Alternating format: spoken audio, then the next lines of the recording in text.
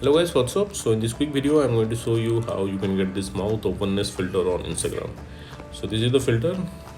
Open your mouth to see how much you can open your mouth. I'm already feeling pain. I did it too many times. Okay, I crossed 100 I guess. Okay, so to get this filter on Instagram, visit the creator profile. Dom is the creator of this filter. You can follow her to unlock this filter to your Instagram camera tray.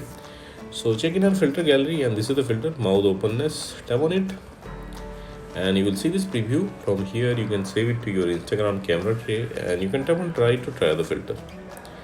Okay, and suppose you are not getting the effect like this, then what you can do,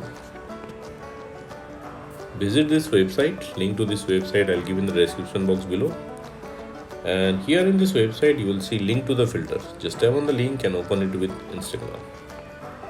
Okay, and likewise also you can get this effect on Instagram. So thanks for watching the video guys. See you in the next video.